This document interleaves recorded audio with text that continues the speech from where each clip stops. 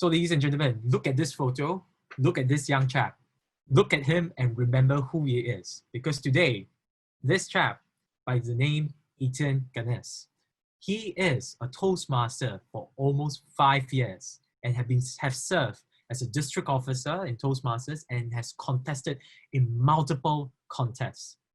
He has hosted conferences, moderates panel discussions, and loves finding just the right feedback for the right reason. He believes evaluation can help us to see the world clearer. So ladies and gentlemen, let's get ready to let him to widen our perspective and open our eyes to see the world clearer. Introducing to you, Ganes. What is evaluation? What is evaluation? Ganes. Over to you, man. Thank you, thank you. Let me just bring it up.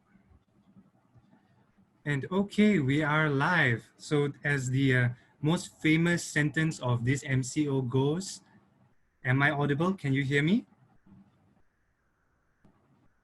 Okay, time to make assumptions and carry on. So what is evaluation? If you have ever attended any Toastmasters meeting, you will probably immediately think, why are these guys talking so much about evaluations and breakfast? Well, we're not here to talk so much about meals, but if you saw by now, in Toastmasters, we have a love for speaking. So we speak a lot, and every meeting in a Toastmasters setting, you'd have someone come up and deliver a few speeches, one person per speech. And if you notice, Vuikit has, our first sharing speaker of tonight, has this love of helping people find their voice. Now, this is really Vuikit's counterpart. You see, here we are the auto-tune behind the voice. We are concerned with how do we, once we hear that beautiful voice, how do we make it hit just the right notes? And that's a little bit about what evaluation is about. So evaluation, it's essentially the session that helps the speaker grow. So in every meeting, you'll have a speaker, and the counterpart to that is someone who sits there, looks at the speech, and gives the right amount of feedback. So I don't have an amazing story to tell you about why feedback is important. I'm just going to tell you that I love doing it, and we'll journey through this session together. So what we're going to be looking at today is a few things. You see, when we first thought of having this, the most confusing thing to me was how in the world do we talk about evaluation? Because we've got two very different kind of people here today. We have people who are so Toastmaster involved, and we have people who are not really in the scene just yet. So for that, what we're going to be looking at today is a little bit of what exactly is evaluation in a Toastmasters Club. And then I'd like to share a little bit about what I think evaluators look at in a speaker. Just to give you an idea of when you come to a meeting, when you get your feedback, what thoughts go through that guy's mind, the guy who has a piece of paper and a pen or pencil ready to give you some feedback. Okay, so let's move on. Okay, for evaluation, the process is relatively simple.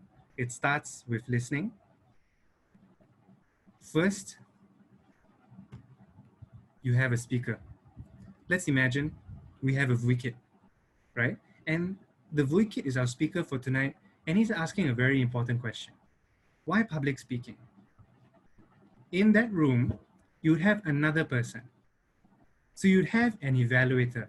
And this evaluator's job would be to sit there and ask themselves a question. How did the Vuikit achieve his objective? So the essence is very simple. It's two people. The one person is speaking and the other person is asking, as I listen to this speech, what objective, this guy's objective, is he reaching it? Is he getting there, and how?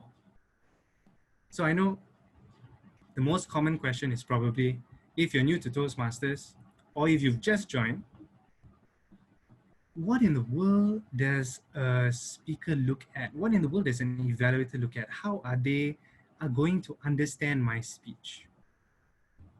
There are three key areas that we look at whenever we try and evaluate someone's speech.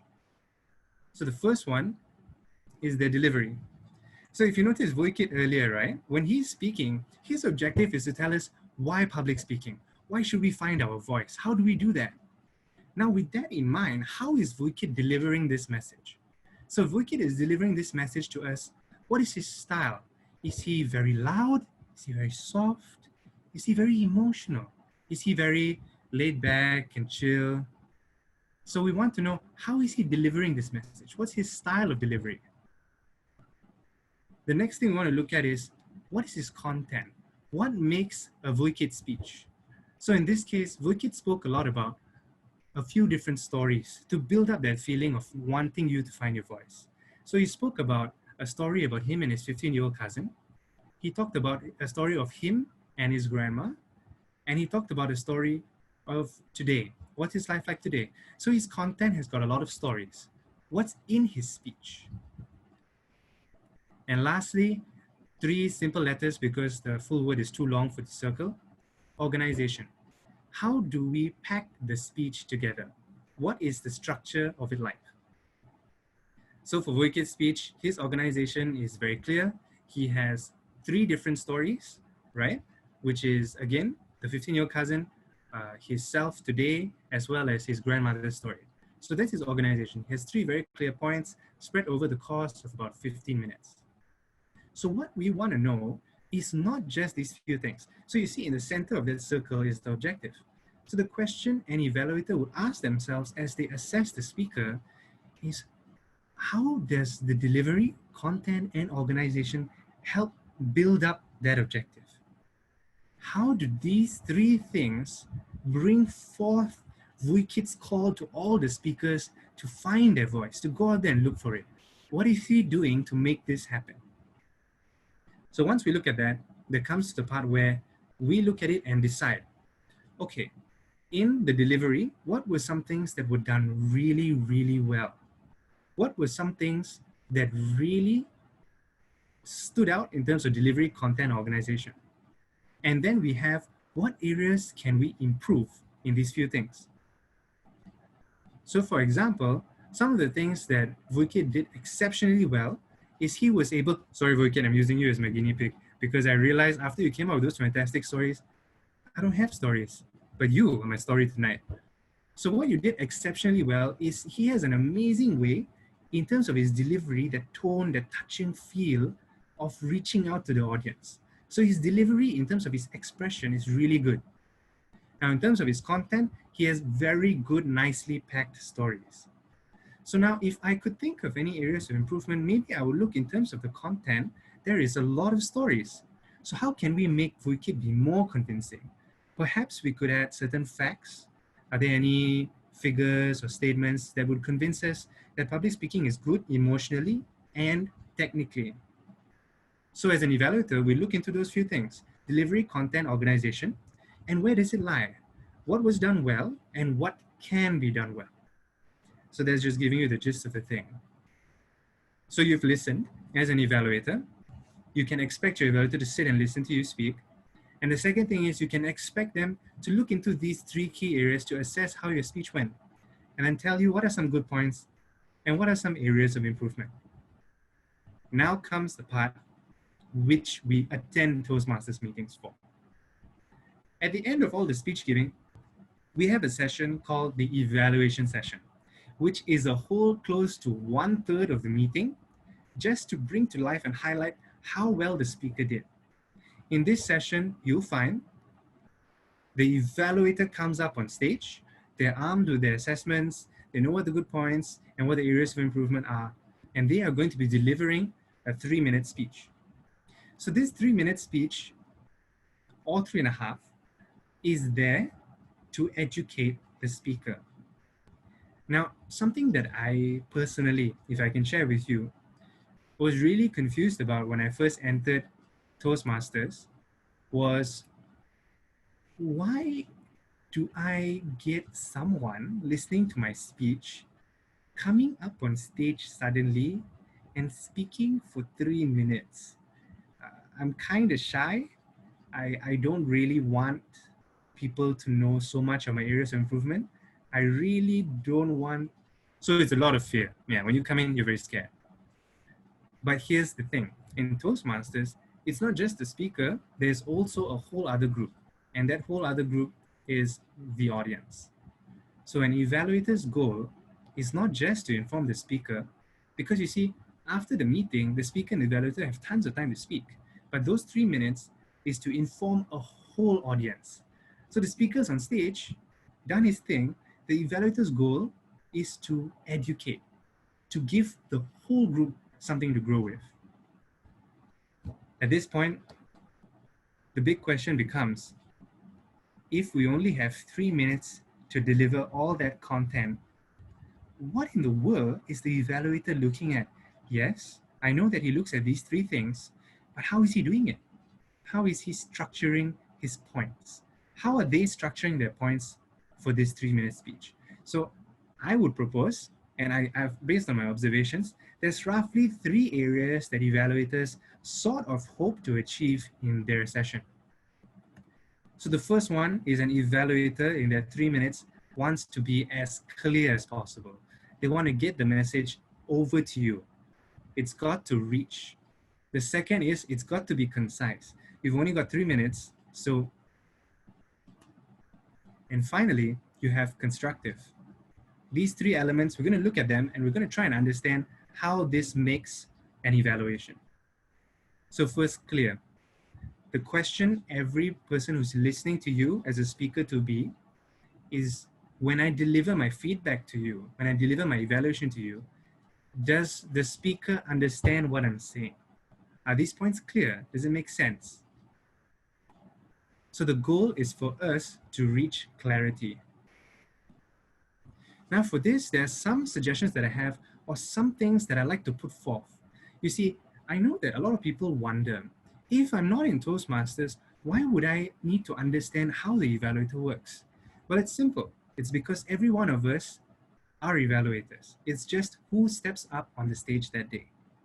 So as an evaluator delivering feedback, usually what an evaluator would do is they would do the following in the strategy column. Their goal is to tell you, what is the point? What did you do well? For example, ladies and gentlemen, our speaker number 1 had fantastic use of pitch. So that is the point. When did they do it? The speaker's pitch was perfect when he went from being super excited to extremely saddened. And this is important because it shows the audience that the speaker has many different emotions and allows us to process this better. And if you'll notice, for areas of improvement, evaluators usually share the same thing, only in this time they share what you can do instead of what you have done. So the evaluator is always trying his best to be clear and deliver these points to you. The next thing the evaluator needs to do is to be concise. So the thing we ask ourselves here is my point relevant? And can the speaker follow what I'm saying? The goal is to stay relevant. This strategy here involves you asking yourself, do I have time? Do I have time to say all the things I need to say to this speaker? Is all the points really what the whole audience needs to hear? If it's not, then maybe I should put it away. The next one is this relevant? So you'll find a lot of times speakers and evaluators like to summarize the speaker's speech. So the question is, if I only have 3 minutes, is the summary entirely relevant to the speaker? So when it comes to being concise, we ask ourselves, does time permit, and is this relevant? So constructive. The question we ask ourselves in constructive is, does this actually make the speaker better? The goal here is for us to figure out how to build the speaker. So I love the word constructive because it literally means building, to construct. So constructive criticism or constructive feedback is feedback that builds a speaker.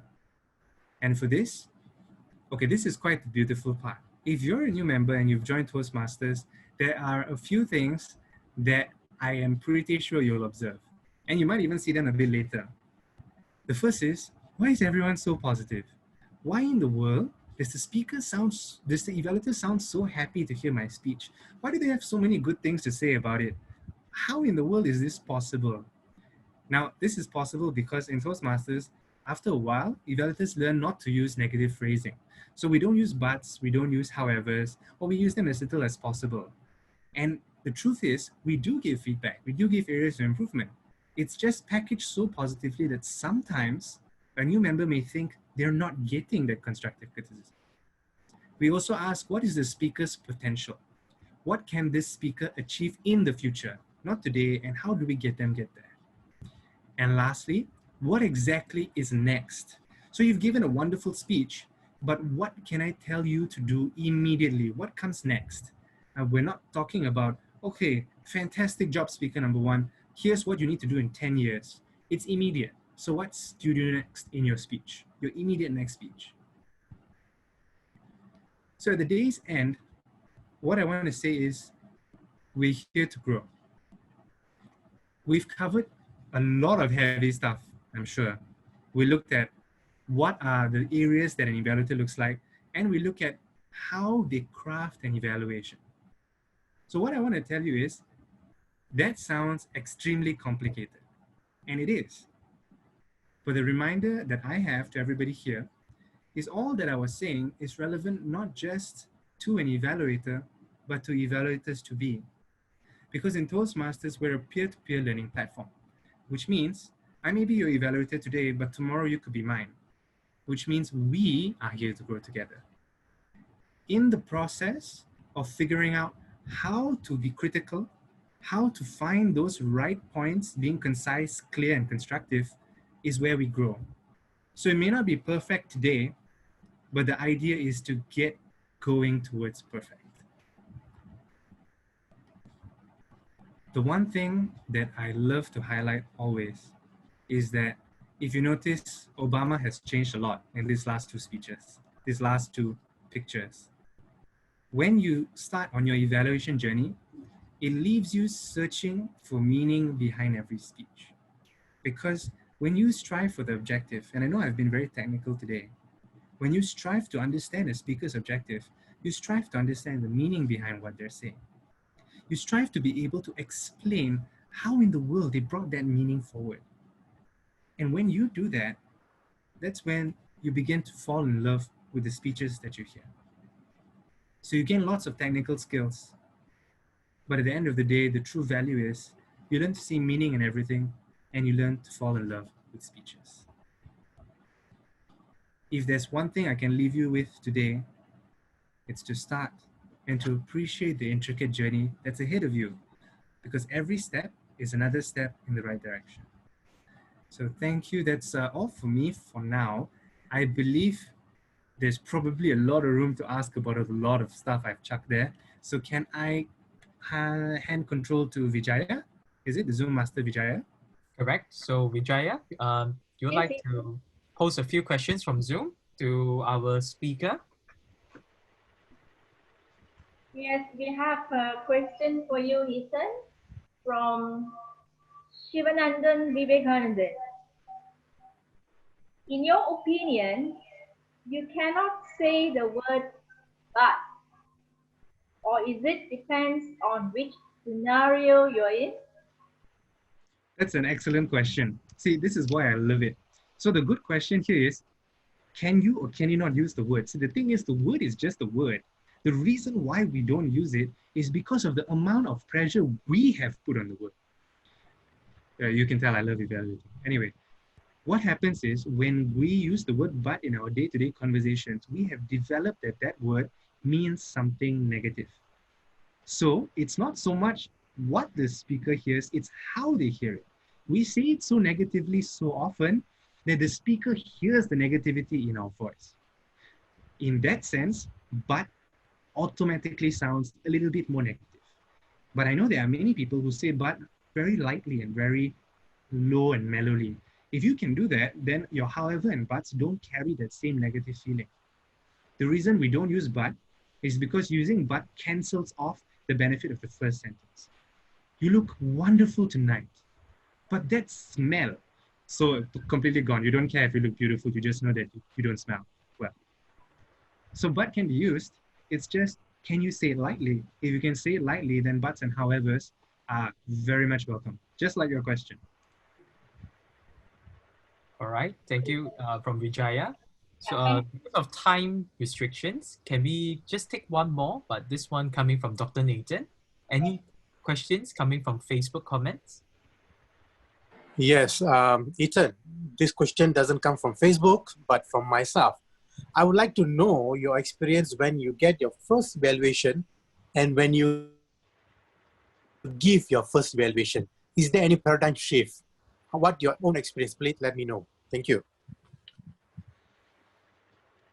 Okay, so the first evaluation I received was more, so that there's a distinction here. So for those of us who are Toastmasters and for the guests, we usually have this thing called evaluation contests. So a contest style evaluation has one extra element. Its goal is to be also entertaining. So you've got to have the content, but you have to add a little bit of flair. When I first received my first evaluation, it was very, okay, being frank, my first evaluation, I was in an unfortunate position. So if I can be very real with you, my first real evaluation was at a training session. And I was brought in as a demo speaker, a speaker just to show what's going on. And in this session, I was delivering my first speech and I was just trying out things, and I would get nervous halfway, I would speak, and then I would stammer a bit, and then some of whatever jokes that I thought were jokes would just fall flat. And after all of it was done, it came time for the evaluation. But because the setting was different, the person hosting the room looked at the audience and asked the audience members to stand up one by one and say what was a good thing and what was a bad thing. So that was pretty horrific because it wasn't done in the regular Toastmaster manner. It was a totally outside event to our regular meetings. And what happened was a lot of the people giving feedback were like, oh, it's not funny. He thinks it's funny. I'm like, maybe I'm funny off stage. I don't know. But I thought a lot of things, but they were like, it wasn't really great. And it was 50 people in the room. So I got hammered 50 times. I didn't do very well. It was my first speech. And I was a little bit disappointed because my idea was, this is direct, this is tough love. Okay, take it. So my initial impression was, okay, it's got to be very constructive. It's got to be very direct, very clear cut. And then as the years went by and I met more Toastmasters and went on for more evaluations, I learned that when an evaluator in Toastmasters actually looks at a speech, they're actually looking at why are you giving this speech and how can I help you be more you? And with that spirit, I want to encourage you to be a better speaker with the right words and from a place of kindness. So what has happened now is when I evaluate, I don't try and think, what can this speaker do better and how do I mark and check all the right boxes and give him his homework in return? I think this speaker wants to be good in this area. And as an evaluator, I have the opportunity to help them. How do I get them there? I think the greatest change has been I have started to view since my very first year that evaluations are really an act of kindness. And in Toastmasters, we learn how to put structure to that kindness. So that's how much has changed for me from 5 years ago to now. Yeah, thank you for asking. I think that's a very human question to ask. All right. Thank you again to Dr. Nathan. Thank you again to our sharing speaker number 2, Ethan Ganes. So let's give Ethan a great round of applause. Let's give him the reaction icons. Please don't feel sad for your first speech. I know it's traumatizing, but your jokes are always funny. That's for sure. All right. Thank you so much, Ethan. Okay, to my Zoom master, let's move on to the next slide.